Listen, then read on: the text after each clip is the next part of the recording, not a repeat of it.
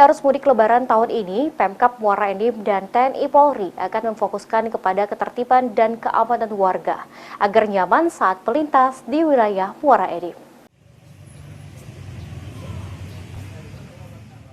Rapat koordinasi persiapan pengamanan arus mudik Lebaran 2023 dilakukan pemerintah Kabupaten Muara Enim bersama TNI Polri untuk menciptakan suasana nyaman dan tertib bagi pemudik yang melintas jalan lintas tengah Sumatera di kawasan Bumi Serasan Sekundang.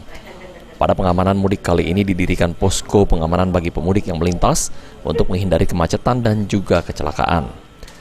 PLT Bupati Muara Enim Usmarwi Kafa mengatakan jika Pemkab Muara Enim sudah berkomitmen dengan kepolisian dan TNI untuk bekerja sama guna memberikan rasa aman dan nyaman bagi pemudik yang menggunakan jalur lintas Sumatera yang berada di kawasan Kabupaten Muara Enim. Pemkab juga menurut Kafa bekerja sama dengan stakeholder yang ada mendukung kinerja petugas di lapangan dalam hal melayani masyarakat yang sedang dalam perjalanan mudik Lebaran. Sangat baik, kita semua sepakat bersatu bahwa ketertiban keamanan adalah prioritas kita. Jadi kita mengelaborasi celah-celah potensi atau vulnerability, hal-hal yang mungkin dapat terjadi dan harus kita antisipasi.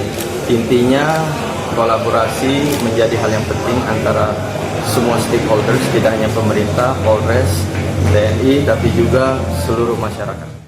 Nantinya di setiap posko titik rawan khususnya akan ditugaskan personil gabungan supaya selalu bisa memantau perkembangan dari kondisi jalan yang digunakan para pengguna jalan. Mardiansyah, PALT.